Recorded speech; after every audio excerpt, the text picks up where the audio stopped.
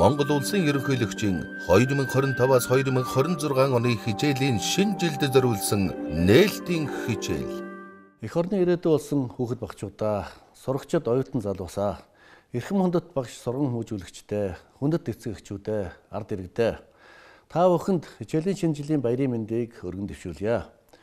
Зуны амралтын зугаатай өдрүүд дуусаж, ангийн андууд, ачид багштайгаа учран золлохоор яаран догдож буй эрхэм хүндэт багчууд, оюутан залуус та бүхэн эрч хүч, эрмэлзэл дүүрэн эрдэм номдоо шамдан суралцахад бэлэн болсон гэдэгт итгэл дүүрэн байна.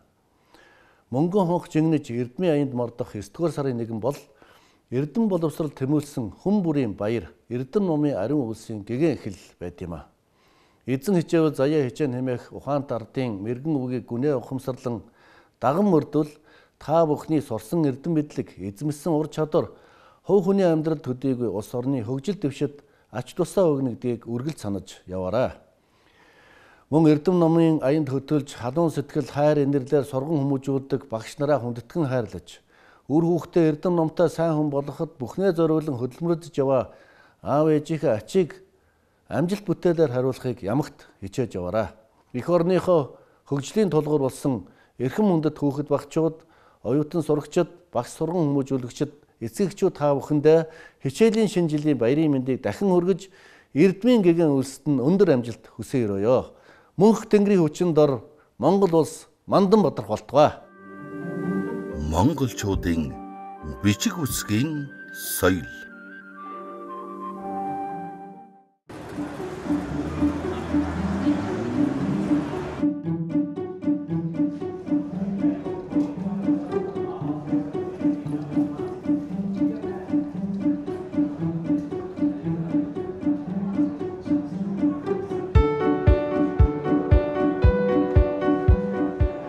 Сайн байцгаана уу хүүхдүүдээ?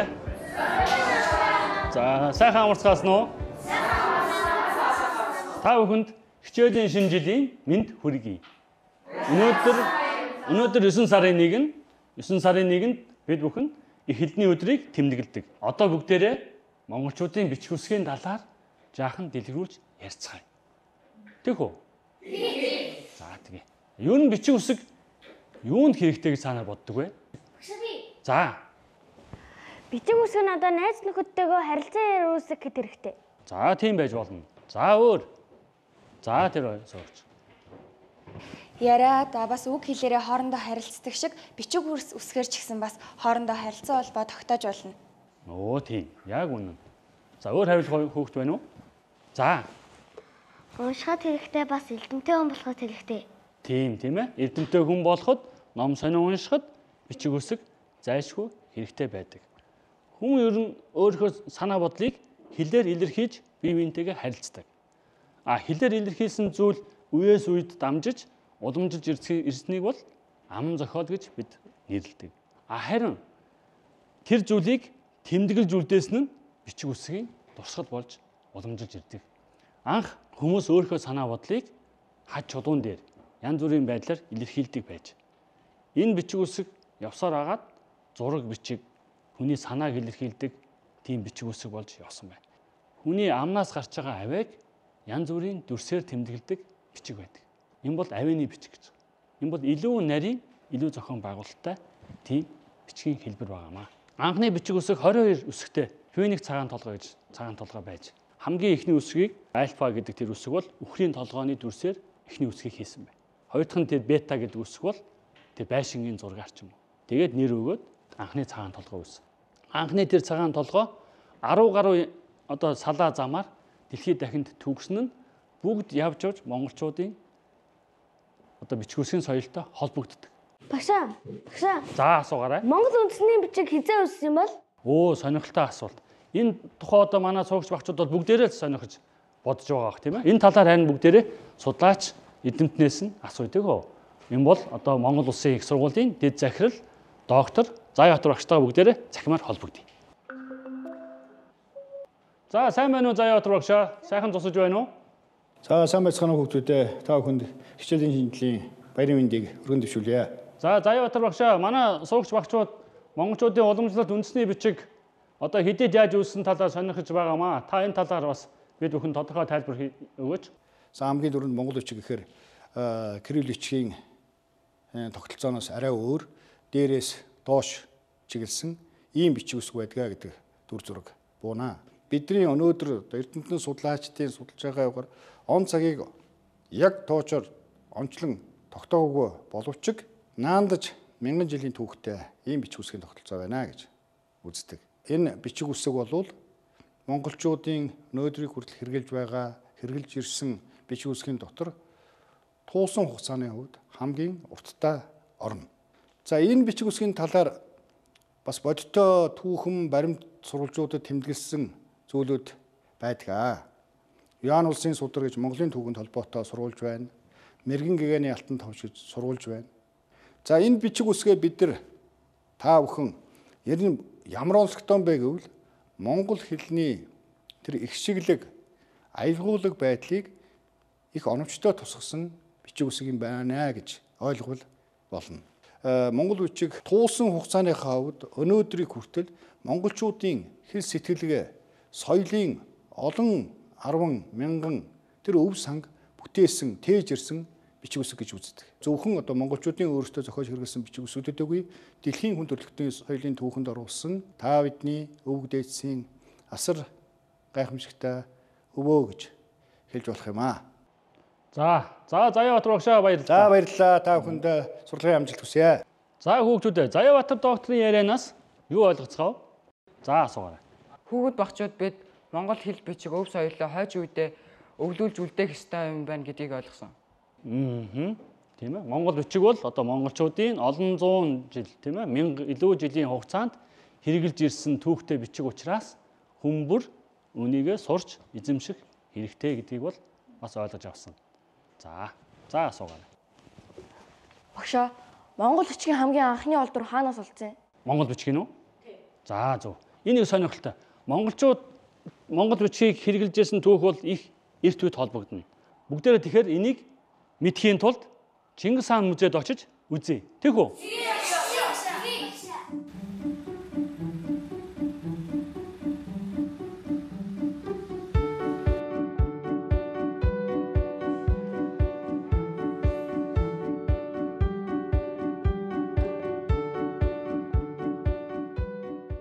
За өнөөдөр та бүхэндээ гүйцэтгэлгоон гэрэл төшөөгөөд монгол хэлээр бичигдсэн хамгийн эртний бичгийн дурсгалыг та бүхэнд товчхон танилцуулнаа. 1967 оны үед тухайн үеийн хэл зохиолын хүрээлэнгийн цэнд ахлагчтай аман зохиол судлах ангийнхан энэ дурсгалыг өнөөгийн Булган аймгийн Могод сумын нутаг гүйцэтгэлгоо хэмээх газраас анх илрүүлж олсон байдаг. Юу гэж бичсэн байдаг юм бол? За энэ үзмөртэй холбоотой бол яг энэ бичээсийг бид нэр орчин цагийн монгол хэл рүү хөрвүүлсэн. Тэгэхэд бол ерөөсөө тухайн үеийн хааны тахилгад оролцож байгаа тахилгын тухай бичээсэн.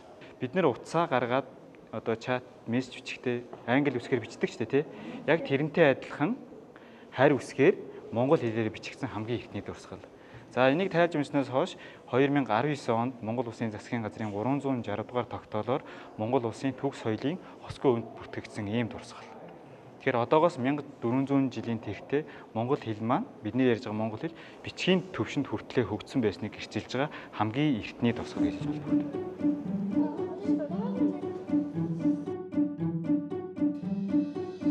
Чингис хаан 1220-д онд өрн тийш явуулсан их аян дайнаа завсарлаад буцаж их Монгол нутаг руугаа буцах замдаа Эрчис мөрний ирэг дээр их хуралдаа хурж хурим найр хийсэн. За энэхүү их хуралдаан үеэр Чингис хааны төрсөн дүү Хавт хасрын хүү Эсүнгэ мэргэн 335 алд газар ном сумаар харваж байгаа онс ихээхэн эд тавыг үзүүлсэн учраас түүнд зориулж босгосон ийм хөшөө гэж ингэж үздэг. Хөшөөний хамгийн ихэнд хамгийн тэргүүн дээр болохоор Чингис хаан хэмээх үгийг бичсэн байгаа. За монголчуудын бичиг үсгийн соёл мөр тэтгэх ёс хэмээх ийм уламжлал байдаг.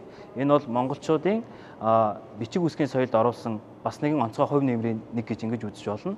Мөр тэтгэх ёс нь юу гэдэг вэ гэхээр тухайн загтал тэгээд хөшөө дурсгал дээр эрхэм хүндтэй хүний нэрийг хамгийн дээрээс эхэлж бичдэг. За тийм ч учраас энэхүү Чингисийн чулууны хөшөөнд Чингис хаан хэмээх үгийг хамгийн дээр бичсэн байгааг та бүхэн харж болно.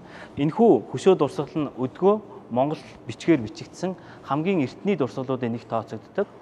Тийм ч учраас монголчуудын түүх соёл бичиг үсгийн хөгжил монголчуудын түүхийн хосгүй нэгэн дурсгалаа хэмээн үзэж болно. Монголчууд өнөө хурц ирэх хугацаанд түүхэндээ 10 гаруй бичиг үсэг өөрсдөө зохиож хэрэгжилж ирсэн байна. Бас 5-6 бичгийг одоо өөр бусад улс үндэстний бичгээр монгол хэлээр тэмдэглэж ирсэн тийм түүхтэй. Яагаад ийм олон бичиг үсэг зохиож хэрэглэвэ гэж. Тэгэхээр энэ бол нэгдүгээр улс төрийн шалтгаанд эдийн засгийн, шашны гих зэрэг шалтгааны улмаас бичиг үсгээ өөрчлөх юм уу эсвэл шинэ бичиг үсэг зохиодог тийм уламжлалтай юм байна л. Монгол бичиг анх зохиож байсан үеэс хойш энэ 1000 гаруй жилийн хугацаанд энэ олон бичгийг зохиохдоо заримдаа шашныг одоо буддын шашныг монголчуудын дунд дэлгэрүүлэхийн үүднээс бичиг үсгийг өөрчилж байсан байна. Тухайлбал хэвтээ дөрвөлжин бичиг. Дэлхийн нийтийг хамарсан хамгийн том хуурай газар Юан гэдэг улс байгуулад тэр Юан улсын бүрэлдэхүүнд байсан олон хэлтэн хүмүүс өөрийнхөө хэлээр бичиж чаддаг тийм бичиг үсэг зохиох зорилгоор дөрвөлжин бичгийг зохиосон. Тийм учраас дөрвөлжин бичгийг бол 13 дугаар зууны үеийн дэлхийн цагаан толгой гэж нэрлэдэг байхгүй. Сүүлд Вагиндра бичгийг зохиосон нь бол бусад Европын хэлний үг хэллэгийг тэмдэглэх тийм бичиг үсэгтэй бичиг болгож зохиож байсан тийм түүхтэй. Нөгөө нэг шалтгаан нь бол бичиг үсгийг сайжруулах үүднээс зохиож байсан. Энэ бол цэвэр одоо хэл шинжлэлийн хэлний үндэслэл. Өөрөөр хэлбэл монгол хэл 7 богино их шигтэй. А, Э, И, О, У, Ö, Ү гэдэг. Үүнийг тэмдэглэх монгол бичгийн үсэг бол цөөхөн шүд.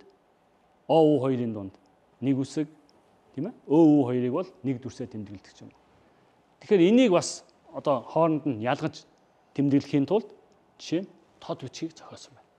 Тод бичиг бол энэ 7 их шгийг бүгднгийн өөр өөр дүрсээр тэмдэглэдэг. За бас Т, Д-ийг үлгэж байна тийм ээ. Х, Г зэргийг бол ингэж ялгаж тэмдэглэх үүднээс. Хэл гэдэг бол хүний хэл алгуурхан боловч өөрчлөгдөж байдаг, хувьсж байдаг тийм зүйл баггүй юу? За жишээ нь одоо бүгдээрээ одоо соён бичиг одоо ямар учиртай зохиосон талаар одоо Занбаазарын музейд бэлтгэсэн цахим хичээлийг сонирхцгаая. Хөндлөн дөрвөлжин бичгийн бол одоо зарим эрдэмтэд бол хэвтээ дөрвөлж үсэг гэж нэрлэдэг. Тэр хөндлөн дөрвөлж үсэг нь бол соён бүсгтэйгээ яг дүрм журм адилхан. Тэр босоо дөрвөлж үсгийг бодоход хөндлөн бичдэг онцлогтой ийм хоёр дөрвөлжин үсгийг монголчууд хэрэглэсэн. Нэг нь бол Хувлаа хаан Павлам Лодай Жалсан гэдэг хүнээр аль эрт зохиолгосон нэлээд сүүлд хожуу 1686 оны орчин бол тэр өндөргөгийн соён бүсгтэйгээ хамт яг бичдэг дүрм журм нэжилхэн нэг зүйлийн хөндлөн хэвтээ бичдэг дөрвөлж үсгийг зохиосон гэж манай хүүхэд багчууд ухаарч авбал зохистой болно.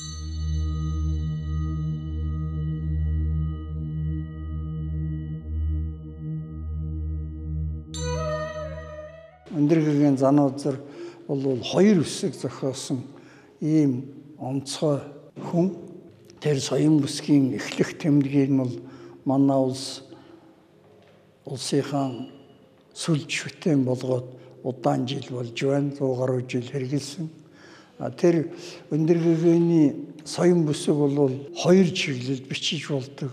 Нэлээд олон үсэгтэй сонин сайхан үсэг бичиг байгаа. Тэр соён бутаага их төстэй. Ер нь тэр соён бүсгийн цагаан толгойн бүх зурдаг, бичдэг ёс нь эхлэх тэмдэгэндээ бараг хураагдаж багтсан гэж ингэж үздэг. Тэр эхлэх тэмдэг нь бол тэр шашны их гүн гүнзгий утгатай гэдэг. Тэр соён бүсгийн нэг онцлог нь бол тэр хоёр дөрвөлжин үсгийг төлөөлж чадах гэдэг юм уу бараг босоо хэвтээ хоёр чиглэлээр бичиж болдог сонин аргатай хийсэн бичиг. Тэгээд энтхэг төвд Монгол 3 хэлийг бол алдаа мадаггүй сайн тэмдэглэхээр тооцож боловсруулсан ийм бичиг үсэг гэдэг. Тэгээд их олон ном хэвлэх төлөвлөгөөтэй байсан боловч одоо хараахан амжаагүй гэдэг.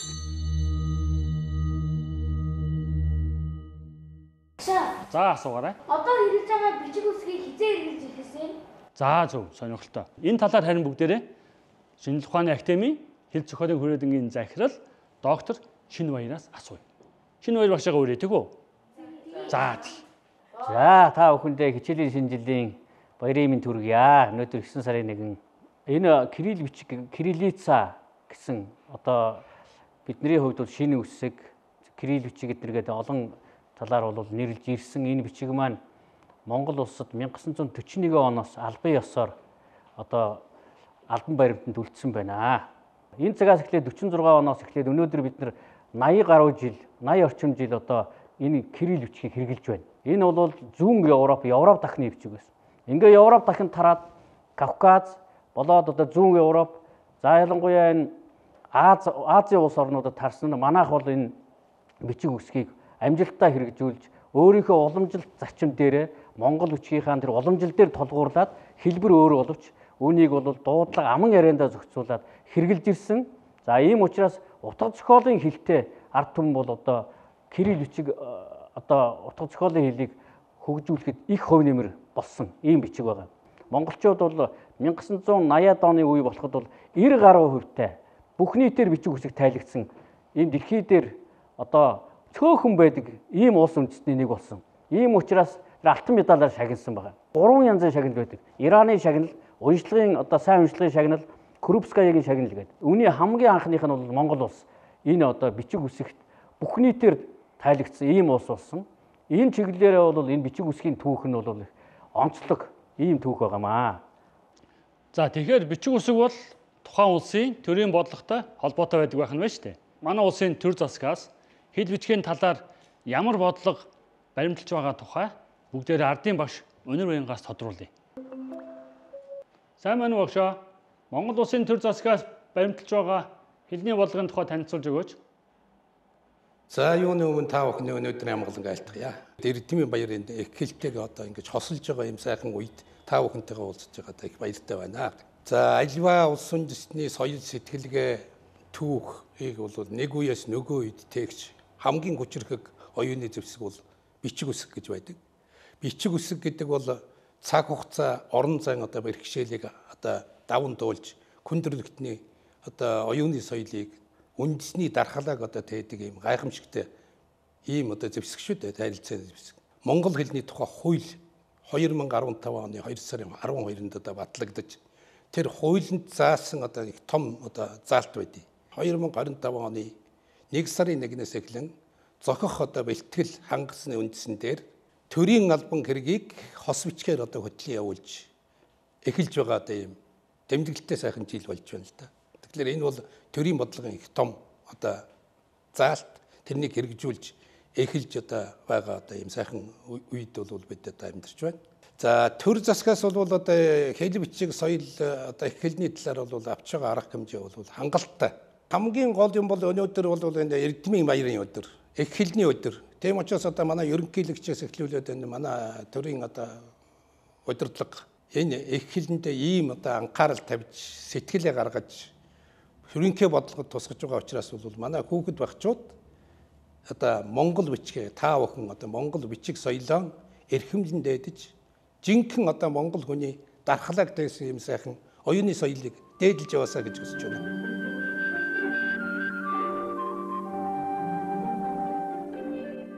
За хүүхдүүдээ тэгэхээр бид нар чинь одоо өөрийн гэсэн бичгтэй улсуудын нэг шүү дээ. Тэгэхээр 1995 онд одоо анхны хөтөлбөрийн засгийн газраас баталж гаргаж байсан юм байна. Анхны монгол бичгийн хадмал тал гаргаж бүх сумын сургуулиудаар тарааж байлаа.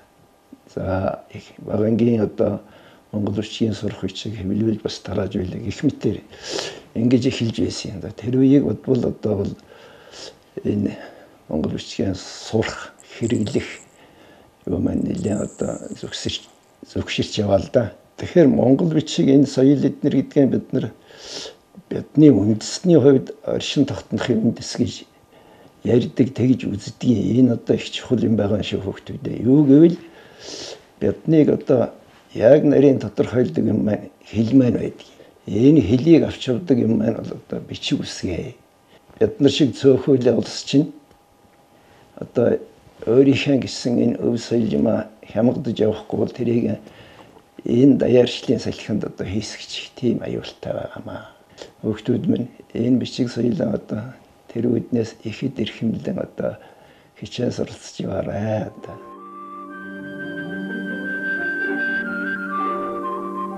Монгол улсын ерөнхийлөгчийн зүгээс, Монгол улсын засгийн газрын зүгээс энэ монголчуудын бичиг үсгийн соёл хэрэглээг дэмжих зорилгоор одоо Монгол улсын ерөнхийлөгчийн ивэлдор мөнх тэнгэрийн бичиг гэдэг Монгол уран бичлэгийн улсын уралдааныг жил бүр зохион байгуулдаг уламжлалтай. Та бүхэн Монгол бичгээр хэвлэдэг сонин байдгийг мэдв үү? За, ямар нэртэй сонин бэлээ? Хүмүүн бичиг тийм ээ. Хүмүүн бичиг сонин бол одоо Монгол усад гарч байгаа Монгол бичгээр одоо бүрэн хэвлэгддэг цорын ганц хэвлэл шүү дээ. Мөн энэ хүмүүн бичиг сонины газраас улсын сайхан бичигтэн гэдэг уралдааныг жил бүр тогтмол зарладаг. Хүмүүн бичиг сонины ахлах редактор Монгол улсын соёлын говь зүтгэлтэн Элбэг Заяаг урьдчилгаая. Эзэн Чингис хааны үеэс уламжлалтай 1000 жилийн түүхтэй босоо Монгол бичгээр гардаг. Хүмүүн бичиг сонин бол 33 жилийн түүхтэй. Монгол улсад Монгол бичгээр гардаг сарын ганц тогтмол хэвлэл шүү дээ. За үндэсний мэдээллийн Монцом агентлаг хүмүүн бичиг сонин уралдаа явуулдаг. Энэ бол Монголын сайхан бичгтэн гэсэн нэртэй уралдаа юм аа. За энэ уралдаан бол сүүлийн 3 жил олон улсын хэмжээний уралдаан болсон. За хүүхдүүд та нар бол Монгол бичгээр их сайхан хичээнгүй сайхан бичиж сураад тэгээ манай уралдаанд оролцож болно.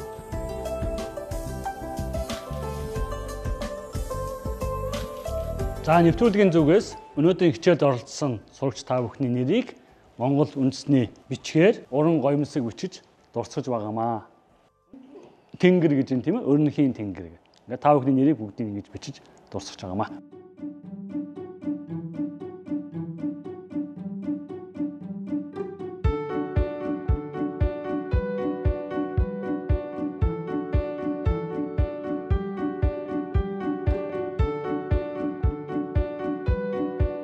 Хүүхдүүд та бүхэн бичиг үсгийн соёлын талаар тодорхой ойлголттой, үүнийгээ цаашид хэрхэн уламжлах, хөгжүүлэх талаар тодорхой мэдлэг мэдээлэлтэй болсон байхаа гэж найдаж байна.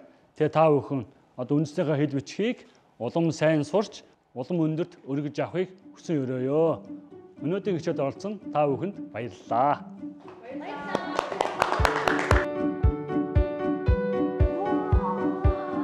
Технүү чимэг болсон аялгау сайхан Монгол хэл чин зүрх дөвөгдөө зэмэн өвих эрдэн сонсох бүр яруу баялгийг гайхан баясч сод их бэлэгт туман юугэ бишрэн магтмоо би